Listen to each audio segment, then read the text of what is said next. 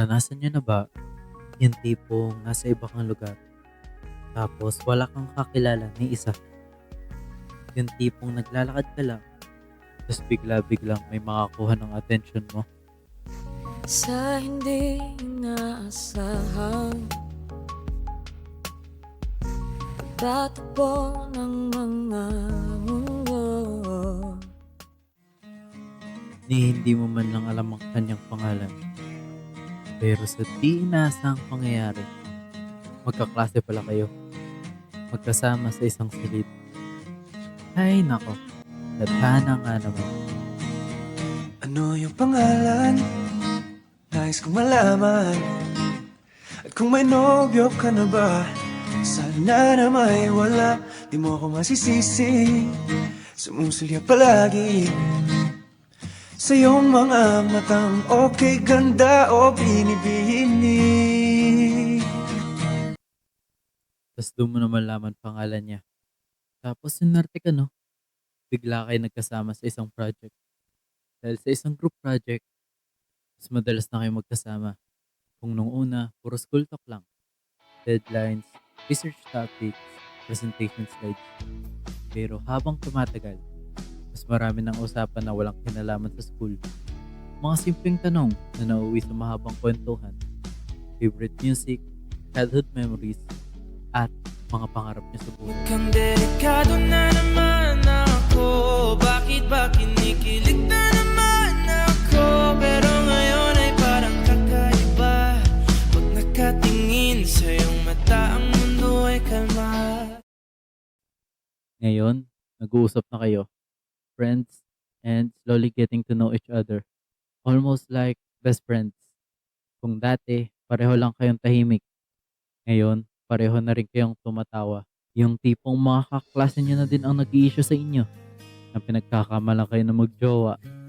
Tapos dun mo marirealize, best friend pa ba kita? O unting-unti na ako nahuhulog sa'yo. A little conversations are turning into little sweet sensations, and they're only getting sweeter every time. Our friendly get-togethers are turning into visions of forever. If I just believe this foolish heart of mine, I can't pretend that I'm just a friend, 'cause I'm thinking maybe we were meant to be. I think I've fallen in love with you. And I don't know what to do. I'm afraid you'll turn away, but I'll say it anyway. I think I've fallen for you. I'm falling for you. Nung una, malinaw ang lahat. Magkaibigan kayo, kapartner sa project, ka-study buddy, ka-lab trip, at best friend mo lang. Pero ngayon, may mga gabi na hindi na siya parte ng schedule mo. Parte na siya ng iniisip mo bago matulog. Hindi mo na siya nakikita lang bilang kasama. Nakikita mo na siya bilang posibilidad. Pero, ang tanong, totoo ba to? Gusto ko na ba siya? O baka nasanay lang ako na nandyan siya? Sa tuwing inaasar kayo ng mga kaklase niya na magjowa, tinitignan mo siya kung paano siya magre-react. Tawa lang siya, cool lang, walang issue. Pero ikaw, natahimik. Hindi mo na alam kung tatawa ka ba, kikiligin, o kakabahan. Kasi baka nga, gusto mo na siya. O baka naman, ayaw mong ganun lang kayo. Minsan nga, naglalakad kayo pauwi. Pareho kayong tahimik, walang awkwardness. Pero nararamdaman mo yung bigat sa dibdib mo. Hindi dahil may problema ka, kundi dahil naguguluhan ka na. Hindi mo na alam kung paano mapipigilan yung nararamdaman mo. Yung tipong kapag tumatawa siya, napapangiti ka. Kapag nagkikwento siya ng mga pangarap niya, parang gusto mo nang makasama doon. Kapag hindi mo siya kasama, hinahanap mo siya. Huling hirit, di ko alam kung bakit at paano mo napapawi ang kalungkutan ko. Abot langit, ligayang dulot mo, ngiti ang tanging dala sa mga labing ito. Di ka pa man lang kumikibo, ayos na. May mahika ka bang dala-dala sa piling mo? Bumabagal lumintang mundo, oh, sa piling mo. Ayaw kong mawala, ayaw kong mawala. Yung tipong maglalakad lang siya papunta sa'yo, tapos bigla kang nginitian. Tapos bigla mong naisip, oo na, gusto ko na siya. Hindi dahil mabait siya o lagi kayong magkasama. Gusto mo siya kasi siya yun. Kasi kahit tahimik lang kayo, masaya ka na. At sapat na yung presensya niya para gumana ang araw mo. Dati, akala mo namimiss mo lang siya kasi lagi kayong magkasama.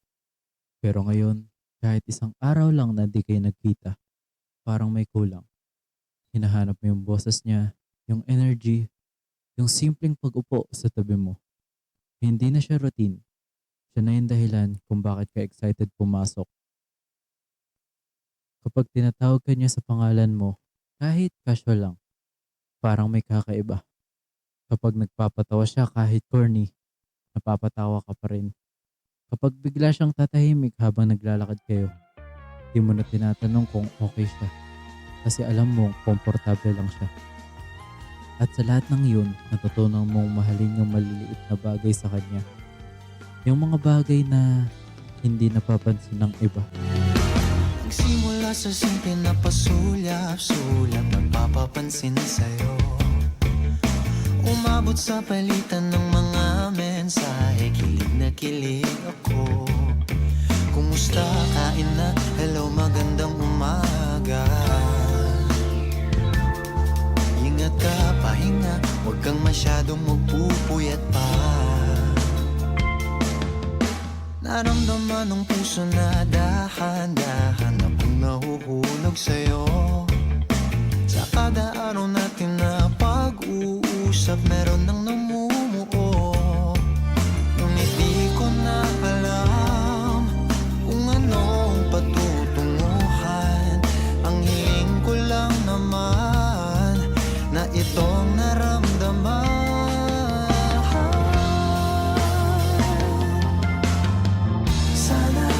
Sana naman ay mapagbigyan na at nang mapakinggan ang tibok ng puso kong sa'yo lang naramdaman ng tunay na kaligayahan. Sana naman mapagbigyan ng tibok ng puso.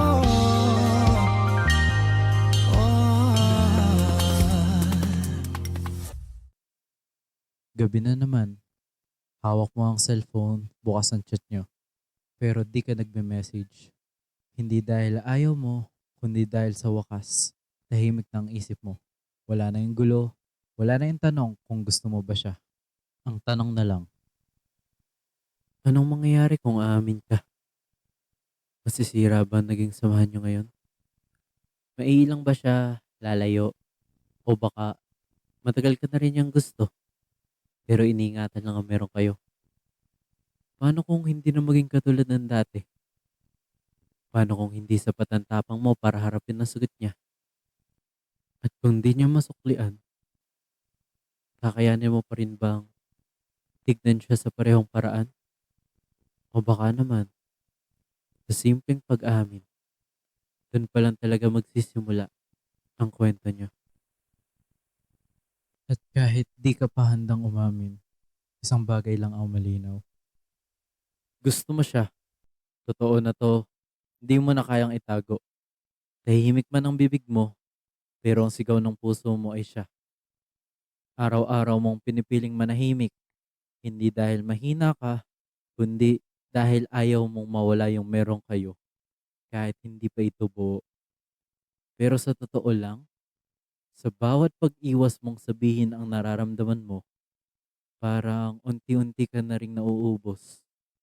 Gusto mo siya, hindi lang sa magagandang parte niya, kundi sa buong siya. At kahit walang kasiguraduhan, umaasa ka pa rin na balang araw, maririnig ka rin niya kahit wala kang sinasabi. Ikot-ikot lang mula nung mailang gawa ng iyong tingin at ngiti. Di sinasadyang mahulog mahibang, aasa na tayo sa huli.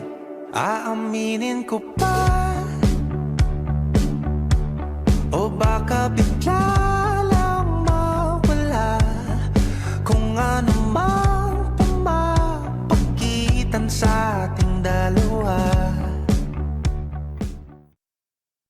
Ilang linggo na rin ang lumipas, pero hanggang ngayon, tinatago mo pa rin ang nararamdaman mo sa kanya.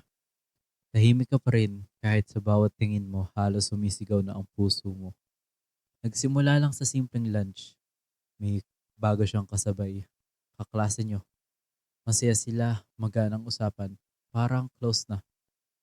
Tahimik ka lang, pero sa loob-loob mo, may kumikirot. Nagsiselos ka, kahit alam mong wala ka pang karapatan. At habang pinagmamasdan mo siya, kung paano kumikinang ang mga mata niya habang tumatawa, hindi mo maiwasang umasa na sana, kahit minsan, sa'yo rin siya tumingin ng ganun. Na sana, sa dami ng taong nagpapasaya sa kanya, sana ikaw din. Sana may lugar ka din sa mundo niya. Dati, siya yung laging nauuna. Ngayon, parang may konting pag-iwas. Hindi siya cold, hindi rin masungit. Pero parang may hinihintay. Hindi na siya nagpaparamdam tulad ng dati. Hindi dahil wala na siyang pake, kundi baka gusto niyang malaman kung ikaw pa rin ang lalapit. At dun mo naisip, baka naramdaman na niya, baka alam na niyang gusto mo siya. Magkasama kayo sa classroom, magkatabi, tahimik kayo nag-aaral. Pero ilang beses mo siyang nahuling nakatingin. Hindi agad iniiwas ang tingin. Parang may gustong sabihin. Parang gusto niyang tanungin, may problema ba? Ako ba yun? Pero wala siyang sinabi. Pati ikaw, hindi ka rin nagsalita. Kasi kahit walang salitang binibitawan, ramdam niyo pareho. Hindi na ito simpleng pagkakaibigan lang. Pagka-uwi niyo, nag-chat siya. Okay ka lang? Simpleng tanong, pero parang may bumigat sa dibdib mo. Gusto mong sabihin na hindi ka okay, na nagsaselos ka, na gusto mong malaman kung may gusto ba siyang iba, na siya lang talaga ang gusto mo. Pero ang nasagot mo lang, oo, medyo pagod lang. At kahit alam mong hindi yun totoo, ramdam mong hindi na rin siya naniniwala. Nagdaan ang ilang araw, tas tila isang araw, hindi ka na mapakali. Wala ka sa focus, kahit nasa klase, kahit nasa harap ng laptop. Lahat ng dati mong ginagawa ng walang iniisip, ngayon parang ang bigat. Na-realize mong pagod ka na mag-isip, pagod ka nang magtago, ayaw mo nang patagalin pa. Kasi sa totoo lang, mas nakakatakot yung hindi mo sinabi kaysa sa nasaktan ka kasi sinabi mo.